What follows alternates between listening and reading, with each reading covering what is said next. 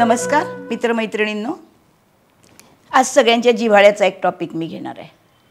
आपण भविष्यशास्त्र कसं काम करतंय हे ग्रह वगैरे सगळं बघतोय, पण स्वतःसाठी माझ्यासाठी आत्ताचे जे ग्रह आहेत ते काय करतील. आपलं 18 ऑक्टोबर ते 18 जानेवारी या 3 महिन्यामधलं प्रत्येक चंद्र राशीचं भविष्य मी आता सांगणार आहे. त्याच्या आधी एक छोटीशी गोष्ट पक्की करून घ्या. तुमच्या कुंडलीमध्ये समोर ठेवा, तुमच्या कुंडलीमध्ये ज्या आकड्यामध्ये चंद्र असं लिहिलं आहे आकड्याबरोबर, तो आकडा राशीचा असतो. म्हणजे त्या राशीत तुमचा चंद्र आहे, म्हणजे ती तुमची रास आहे.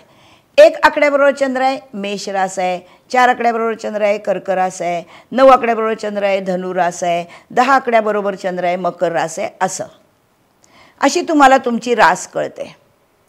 आता तुमच्या समोर जी कुंडली येणार आहे भविष्य सांगताना, त्याच्यामध्ये मेष राशीची कुंडली, जेव्हा मी मेष राशीचं भविष्य सांगणार तेव्हा प्रथम चतुर्थ सप्तम दशम पंचम नवम स्थानांची नावं लिहून एवढ्या स्थानांमध्ये कुठेही चंद्र असेल तर तो चंद्र चांगला आहे, शुभ आहे तुमच्या कुंडलीतला. म्हणजे असं की तुम्ही ज्या घरामध्ये राहता ते घर सगळ्या दृष्टींनी उत्तम बांधलेलं असेल तर तुम्हाला घरातली बाकी सगळी सुख उत्तम मिळतात. तसं तुमचं मन हे जर चंद्र आहे, मन म्हणजे चंद्र आहे, हा चंद्र कुंडलीमध्ये उत्तम स्थानात असेल तर निम्मी लढाई जिंकली आहे तुम्ही. मग सगळे ग्रह जे परिणाम देणार आहेत त्यातले चांगले परिणाम जास्त चांगल्या अनुभवाला येणार आहेत. तुमच्या कुंडलीतला चंद्र जास्त चांगला आहे हे कसं ठरवता. तुमच्या कुंडलीमध्ये समोर जन्मलग्न कुंडलीच्या डोक्यावर 2 आकडे असतात, ल म्हणून लग्नाचे आणि चंद्र म्हणून चंद्राचे. त्यातला चंद्र जर 10 अंश ते 20 अंश असेल तर तो युवावस्थेत आहे, प्रचंड बलवान आहे. तुमचा जन्म शुद्ध चतुर्थी ते वद्य चतुर्थीमध्ये झाला तरी तुमचा चंद्र उत्तम बलवान आहे. शक्यतो रवी बरोबर नको, नाहीतर तो निष्प्रभ होऊ शकतो. चंद्राच्या दोन्ही बाजूंना ग्रह असतील तर ते चंद्राला सपोर्ट करतात, ही गोष्ट पण चांगली. आणि चंद्रावर जेवढ्या ग्रहांच्या दृष्टी तेवढा चंद्र जास्त बलवान हे पण आहे. तसंच हा केंद्र त्रिकोणामध्ये असेल तर उत्तम आहे. ज्याचं तुम्हाला कुंडलीचं चित्र समोर दिसणार आहे त्याच्यामध्ये तुम्हाला प्रथम चतुर्थ सप्तम दशम केंद्र, प्रथम पंचम नवम त्रिकोण हे समजतं आहे. यानंतर आपण सुरू करणार आहोत एकेका राशीचं भविष्य. मेष राशीचं भविष्य बघूया. 18 ऑक्टोबर 2025 ते 18 जानेवारी 2026.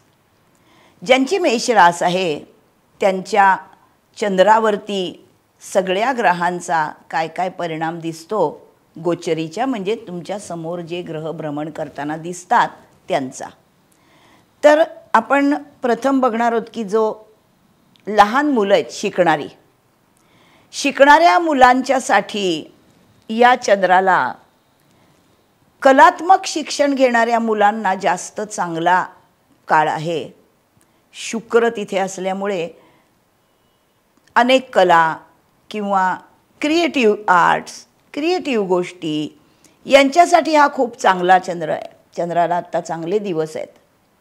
त्याच्याचबरोबर आपल्या नोकरदार व्यक्ती ज्या आहेत तर रवीचं बळ तुम्हाला चांगलं असलं पाहिजे.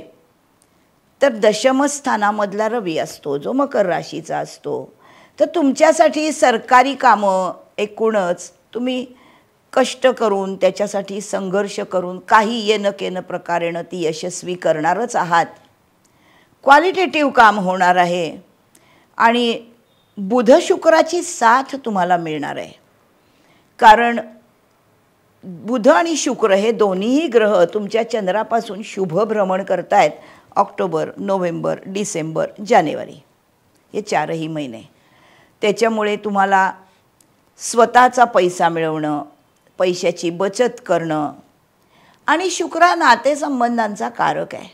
त्यामुळे घरातल्या नात्यांमध्येही चांगले म्हणजे रेपो तुमचा सगळ्या घरातल्यांशी चांगला राहील. पण विद्यार्थ्यांच्या बाबतीत एक गोष्ट त्यांनी लक्षात ठेवली पाहिजे, नाती जरी चांगली असतील तरी विद्यार्थ्यांनी अभ्यास सोडून नात्यांमध्ये लक्ष घालू नका. गुरुचे आणि वडिलांची तुम्हाला याच्यामध्ये चांगली मदत मिळणार आहे. त्याच्याचबरोबर आपण कुटुंबासाठी बघितलं तर एकूणच कौटुंबिक प्रॉपर्टी ज्यांना मिळणार आहे असे काही दिवस आत्ता असतील ज्यांच्या कुंडलीमध्ये कौटुंबिक प्रॉपर्टी मिळणार का हा प्रश्न असेल तर ती आत्ता मिळेल, कारण रवीची दृष्टी पडते तुमच्या धनस्थानावर. त्याशिवाय गृहिणींसाठी घरामध्ये ऑक्टोबर ते डिसेंबर हे 4 महिने नवीन घराचा योग किंवा घरातल्या गोष्टींना डागडुजी करण्याच्या चांगले करणं किंवा रिनोव्हेशन करणं याच्यासाठी किंवा रिडेव्हलपमेंटसाठी चांगले योग येत आहेत. गुरु हा ऑक्टोबर, नोव्हेंबर, डिसेंबर हे 3 महिने म्हणजे 18 ऑक्टोबर ते 6 डिसेंबर हे 2 महिने उच्चीचा आहे. मध्ये तो उच्चीचा वक्री पण होतोय. पण कर्क राशीमध्ये उच्चीचा गुरु असल्यामुळे हा चतुर्थामध्ये घराचे योग आणणार आहे. तसं हा सप्तमाचं भावात भवम आहे. त्याच्यामुळे चांगले रिलेशन्स शोधण्यासाठी याचा उपयोग आहे विवाहोत्सुक मुलांच्यासाठी. विवाह ठरण्याचे योग हे डिसेंबर नंतर आहेत. नवीन वर्षामध्ये ही गोष्ट दिसते. संतती उत्सुक दाम्पत्याने याच्यासाठी जरूर प्रयत्न करावेत. पण राहूची दृष्टी ही जरा थोडासा त्रास देईल त्या दृष्टीने. तसंच नवीन वर्षामधला जानेवारीमधला जो रवी आहे हा सरकार दरबारी मान सन्मान, सरकारी कामं होणं, नवीन वर्षातला रवी नवीन दालनं कामाची उघडणार आहे. रवीच्या बरोबर जर तिथेच चंद्र असेल दशमामध्ये तर हा चंद्र रवी फार मोठा शासकीय मान सन्मान पण देतील. तरुणांचे प्रश्न म्हणजे गुरुचा भ्रमण आपण जर बघायला गेलो तर तरुणाईसाठी हा गुरु जेव्हा परत मिथुनेत जाणार आहे तेव्हा विवाहाचे योग त्यांच्यासाठी चांगले आहेत. आणि शिवाय हा मित्रमंडळींशी चांगलं रिलेशन निर्माण करणार आहे. वृद्धांसाठी हा ऑक्टोबर ते डिसेंबर हा गुरु हा नामस्मरण करणं, शांतपणे देवाचं काहीतरी वाचणं, अशा गोष्टी ज्यांना मनापासून करायच्या आहेत यांच्यासाठी तो चांगला आहे. मेषरास ही अश्विनी, भरणी, कृत्तिका या 3 नक्षत्रांपैकी कुठल्या तरी नक्षत्रात असते. ज्यांचा अश्विनी नक्षत्रामध्ये मेषेतला चंद्र आहे त्यांच्या कुंडलीमध्ये केतू कसा आहे हे महत्त्वाचं आहे. आत्ता केतू सिंह राशीमध्ये आहे.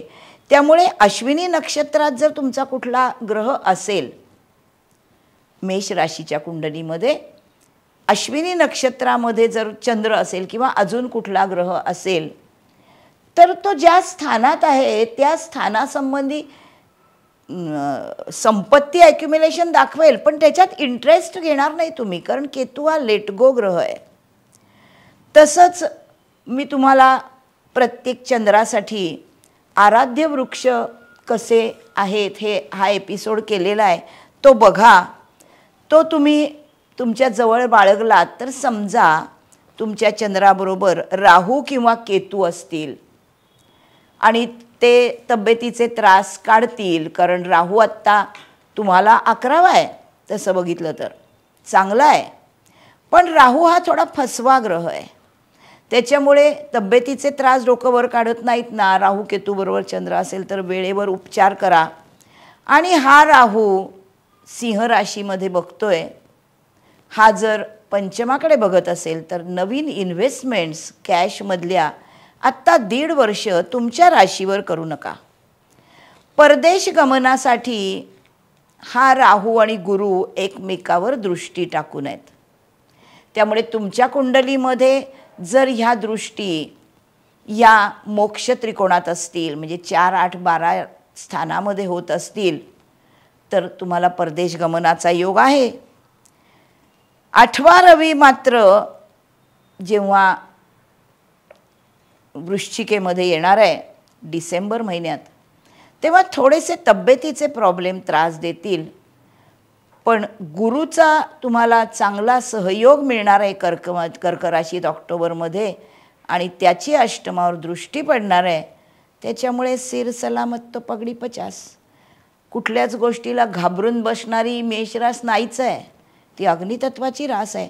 त्यामुळे आलेल्या प्रसंगाला तोंड देणं ही स्ट्रॅटेजिक मॅनेजमेंट त्यांच्याकडे नेहमीच उत्तम असते. त्यामुळे त्याप्रमाणे तुम्हाला तो चंद्र 3ही महिने शुभच जाईल. काही ठिकाणी जिथे तुम्हाला सावधगिरी घ्या म्हणते आहे, इन्व्हेस्टमेंटच्या बाबतीत, तब्येतीच्या बाबतीत, नवीन कामांच्या बाबतीत, मुलांच्या शिक्षणाच्या बाबतीत, नवीन दालनं जिथे तुम्हाला दशमातला जानेवारीमधला रवी उघडून देणार आहे, तिथे अर्थातच तो मकरेमधला रवी असल्यामुळे तुम्ही सावधगिरी बाळगतच असता, कारण स्वभाव आहे तो मकर राशीचा. मकरातला रवी हा सावधगिरी बाळगूनच काम करतो. म्हणून वाईट काहीच नाही. अर्थात सुखामागून दुःख, दुःखामागून सुख, हेच तर आयुष्य आहे माणसाचं. त्यामुळे मेष रास ही अग्नितत्वाची रास असल्यामुळे कुठेही एका ठिकाणी चिकटून त्याचाच विचार करत राहणारी रास नाही. आलं अंगावर घेतलं शिंगावर अशा स्वभावाची रास आहे. त्यामुळे तुम्हाला पुढच्या 3ही महिन्यांसाठी उत्तम शुभेच्छा. आणि आपण ह्यानंतर पुढच्या राशींकडे जाऊया. कसा वाटला एपिसोड मेष राशीचा? माझा चॅनल सबस्क्राईब करा आणि प्रत्येक एपिसोडवर कॉमेंट्स करा कसं वाटलं आहे तुम्हाला. आपण ह्यानंतर पुढच्या राशीकडे जाणार आहोत. Bye bye.